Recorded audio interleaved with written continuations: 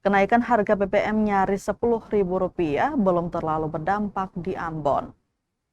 Kenaikan harga bahan bakar minyak atau BBM non-subsidi yang mencapai hampir Rp10.000 per liter belum memberikan dampak signifikan terhadap aktivitas masyarakat di Kota Ambon, Senin 20 April 2026.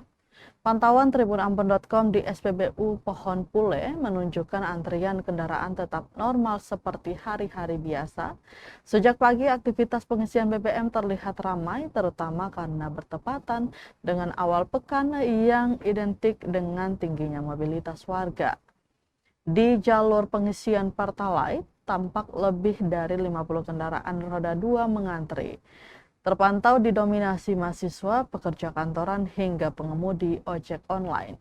Manajer SPBU Pohon Pule Eka Malaiholo, 54 tahun, menjelaskan bahwa kenaikan harga BBM mulai berlaku sejak Minggu dini hari 19 April 2026 sekitar pukul 2:01 waktu Indonesia Timur. Adapun rincian harga BBM yang mengalami perubahan, yakni Dexlite yang naik signifikan dari Rp14.500 menjadi Rp24.150 per liter, atau meningkat sebesar Rp9.650.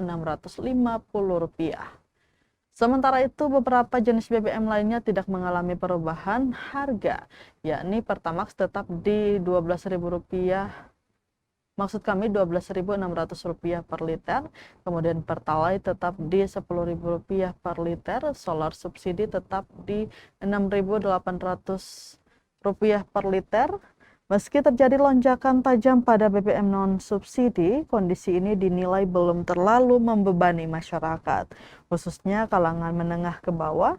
Hal ini lantaran mayoritas warga yang masih bergantung pada BBM subsidi seperti Pertalite dan solar.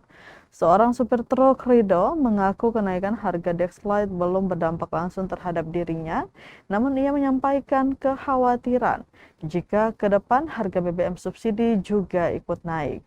Rido berharap pemerintah tetap mampu menjaga stabilitas harga BBM subsidi agar tidak memberatkan masyarakat kecil. Ia juga menyoroti pentingnya pengawasan distribusi BBM agar tidak terjadi praktik penimbunan maupun penjualan ilegal.